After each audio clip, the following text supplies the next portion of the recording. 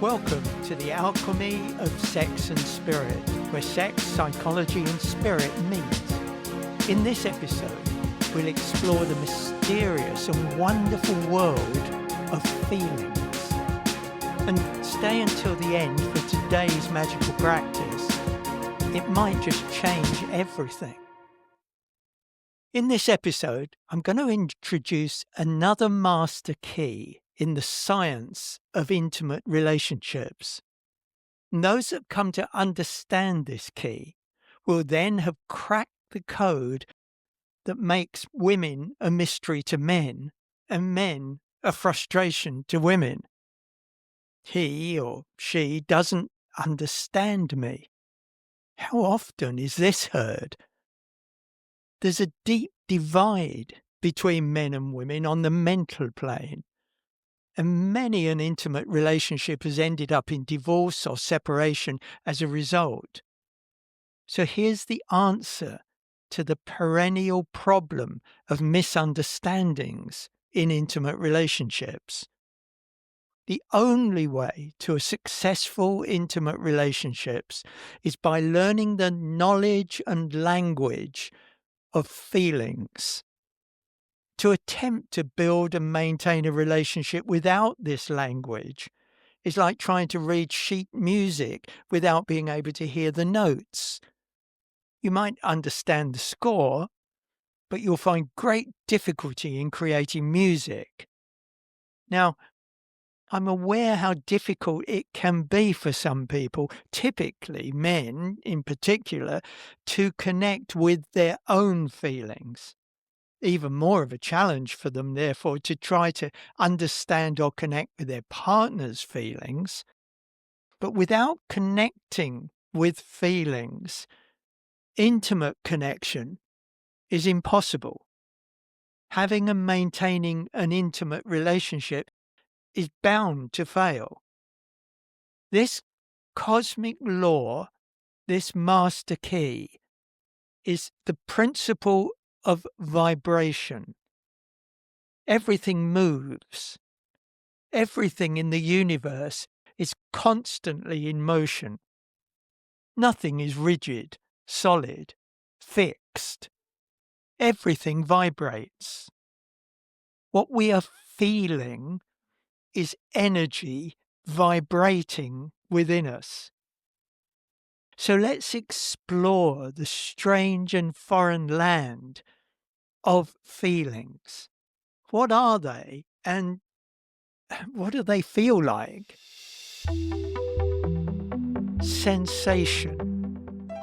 Probably the most easily described is the range of feelings which should really be referred to as sensations. When you stub your toe against a table leg, the pain you feel is a sensation. When you feel a feather, that experience you're having is a sensation. When you caress your lover, you are enjoying the sensation. Just as you are enjoying the sensation when you're being touched by a lover, or indeed by a friend, parent, or stranger. The handshake from a stranger is a sensation, just as is the peck on the cheek from a family member, or the hearty embrace or warm hug from a friend. Emotion. Another range of feelings most people are familiar with are emotions.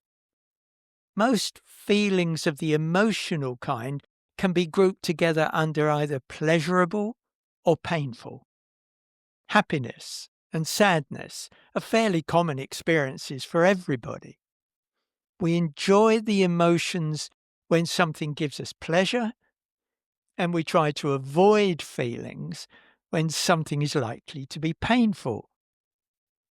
Emotions are either enjoyable or distressing. The problem with emotions is that they're very unreliable. We're not quite sure how they're going to behave from one minute to another. We can be overjoyed and ecstatically happy one moment, only to be distraught and depressed the next. Without emotions, life would be dull indeed. But if only they could be a little less, emotional. The instruments that are the antenna, so to speak, of the emotions are the organs along the front of the body, notably the eyes, nose, tongue, and genitals. Body feelings. This next range of feelings is less familiar to most people. Body feelings are happening all the time, but many people go through life unaware of them. The most obvious body feelings are the negative kind. Fear. It's felt in the body, usually as a piercing feeling in the pit of the stomach. Anxiety is felt as a background gnawing feelings in the same body area, the stomach. There are other unpleasant feelings such as loss, loneliness, and grief that can be sometimes felt by the body as though it's collapsing, buckling at the legs, or fainting. The whole body is involved in body feelings, including the head, although it's usually only in headaches that body feelings are felt in the head. Lack of feeling is as real a feeling as the other more obvious body feelings. I feel nothing actually means I'm not aware of any feelings. In fact, this sense of no feeling is usually a result of very deep emotional feelings of inadequacy or unworthiness. Cause of no feeling usually doesn't lie in any physical flaw in the body, but a split in the mind-body relationship, a result of the mind splitting off from the body. For some people, no feeling typically occurs either when under extreme danger or threat, or at certain stages during an intimate connection. During intimacy, some people report no feeling throughout their whole body, while others experience a ring of protection around particular body parts, commonly around the lower abdomen and genitals. For some people, no feeling is the result of touch deprivation. In others, it may be due to negative sexual experiences in their past. Still others experience no feeling due to an unconscious sabotaging of their deepest desires. Now, on the other hand, confidence can be felt in the legs and buttocks as a feeling of balance and being grounded. This is the feeling that an athlete has when she stands at the starting block, optimistically waiting for the starting gun to send her out of the blocks. There are also feelings of love and gratitude, a sense of connection with another, feelings generally felt in the chest or heart region. Soul feelings. There's another range of feeling that I call soul feelings. For example, feelings that can be evoked by words, art, poetry, music.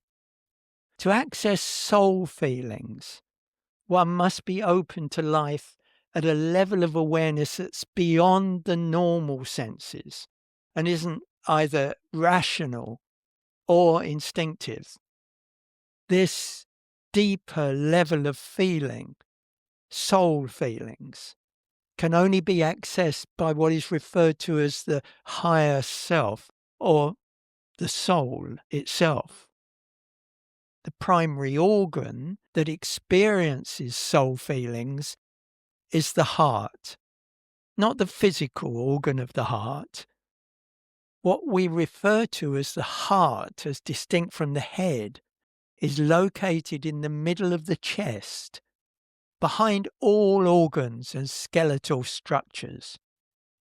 There are 7 centers of energy within the spine where particular feelings are at their strongest.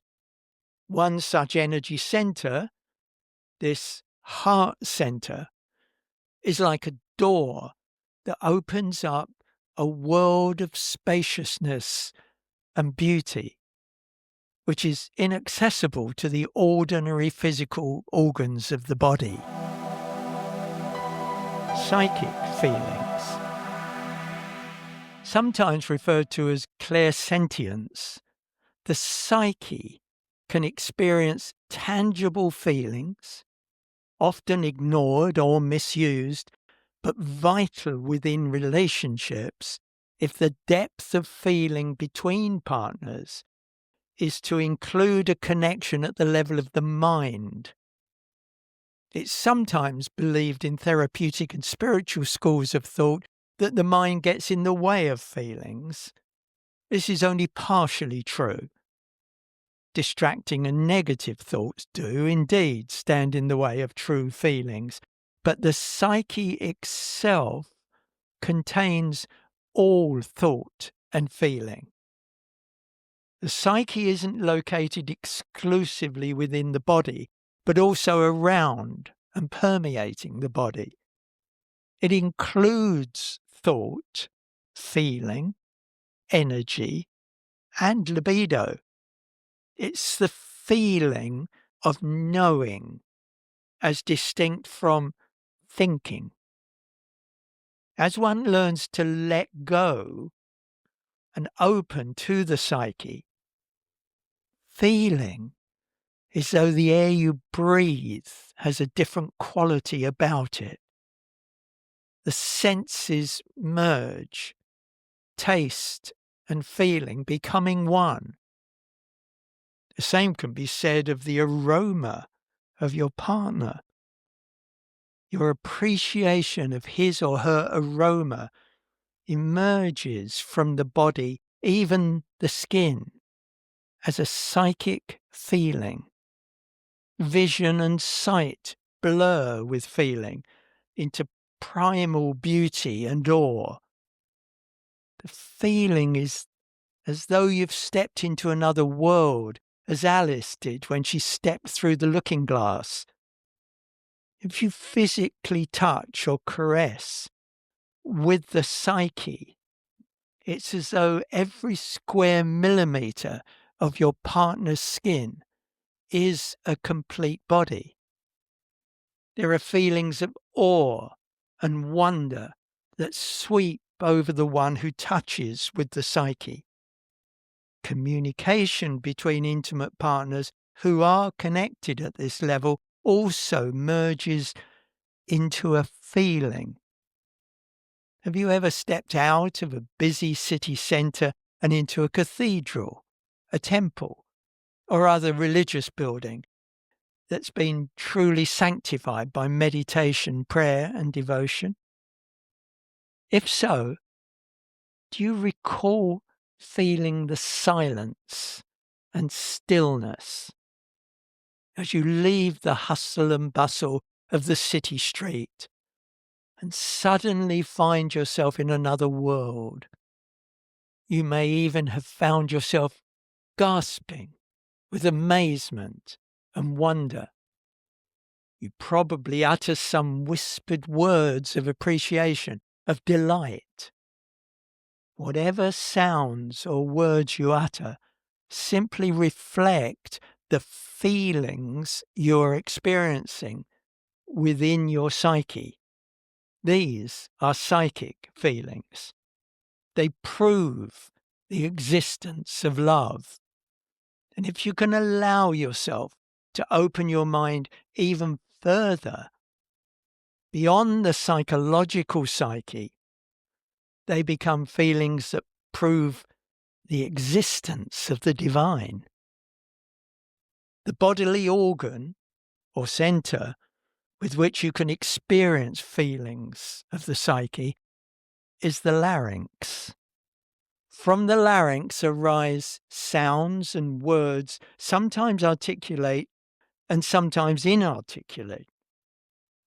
Either way, the sounds convey their message, and its communication can be expressed in a variety of ways. In an intimate relationship, some common ways in which the psyche may effectively express feelings are through kissing, sounds of pleasure, and deep sighing. Ecstatic feeling. Ecstatic feeling is impossible to adequately describe. It can be felt, but only through direct experience and in a peculiar state of consciousness. Intimate couples can experience ecstasy during deep intimacy or lovemaking, when all the doors of their home are flung open, as it were, when all the energy centers of their psyche are open and balanced. In some of the ancient Eastern spiritual philosophies, ecstasy is the goal of intimacy and sex. It becomes an expression of merging with the divine. The body organ most influential in the experience of ecstasy is the eye. Not the physical eyes, but the eye of the human spirit. It's located between the eyebrows, and it's accessible to the person who's blind as well as those with fully functioning eyes. The spiritual eye can see and feel with either open or closed eyes. It can see the beauty behind the form of your lover, and it can recognize the soul within and around the body. Bliss, or ecstasy, experienced through intimacy and lovemaking, is indeed wonderful and goes beyond mundane sexuality. But even this is not the destination. It's a landmark along the way. Magical practice. Find a place where you can be alone and in peaceful silence. Sit comfortably and switch off all devices. Close your eyes. We're going to take a journey using the instrument of imagination to touch the threshold to ecstatic feeling. You may need to repeat this practice several times in order to gain a glimpse of ecstatic feeling for even a few seconds. But once tasted, you will be able to return to that feeling whenever you have the need. Imagine that you're able at last to own your lifelong dream home. All your life you've pictured your dream house. Maybe for you it's a country cottage, or maybe a large manor house, or even a minimalistic penthouse. Or it may be an ordinary looking house, but it's situated on the ocean front or by the side of a river. Or maybe it's close to your loved ones. After a lifetime of working, struggling, and dreaming, you're at last able to own your dream house. And the day has arrived when you can move in. You open the front garden gate and walk up the garden path towards the front door. Having just taken possession of the keys of the house, you excitedly reach into your pocket or your bag to find the front door keys to your new home. You open the front door and step inside. There you are at last, inside the entrance hall of your brand new dream home. You stand in the hallway and look around. Feelings of happiness come streaming into your awareness. Wiping a tear of joy from your eyes, you can't wait to explore your new home. You open a door leading off the hall, and you find yourself in a beautiful room at the front of the house, overlooking a beautiful landscape. You imagine your comfortable furniture placed in the room, just the way you've dreamt it to be for so many years. You imagine yourself relaxing by the fire in the depth of winter. It's cold outside, but you're snug and relaxed, safe and warm inside the front room of your dream house. You feel goosebumps running along your legs and lower body, and a stirring of pleasurable feelings in your belly. You feel content and safe. Aware that you have the rest of the house to explore, you run with excited anticipation into the other rooms. You enter the open-plan kitchen. Oh, you gasp. It's even better than I remember it when I first dreamt it. You're transported into a vision in which you're preparing a fine meal for your beloved. You're talking and laughing together while you both prepare the meal. Or perhaps in your dream you have catering staff serving while both of you sit grandly in the elegant dining room of your fine mansion. Your heart feels as though it might burst with joy and fulfillment of all your dreams. You run like a child upstairs, throwing open every door to take a peek inside all the rooms. The doors offer no resistance.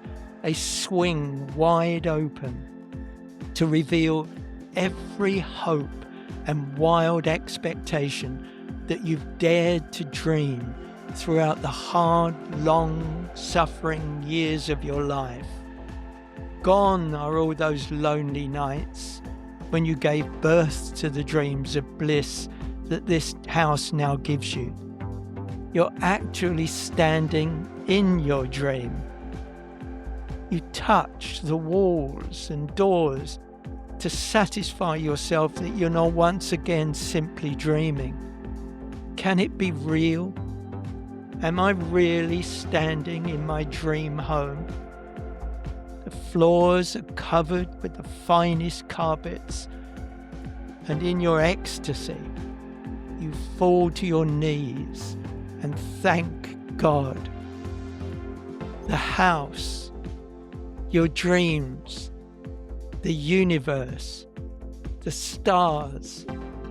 You're lost to know who or what to thank.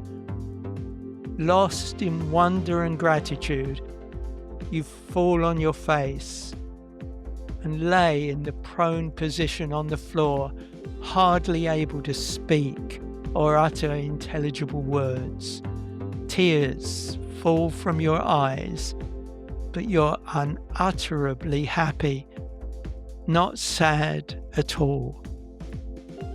You're in ecstasy. You're experiencing the feeling of bliss. If you've enjoyed this episode, you can download my ebook, The 7 Stages of Love, completely free. Just follow the link in the description or comments section below. And until next time, take these words from Rumi away with you. There's a candle in your heart, ready to be kindled. There's a void in your soul, ready to be filled. You feel it, don't you? Thank you for listening. I'm David Brown, and this is the Alchemy of Sex and Spirit.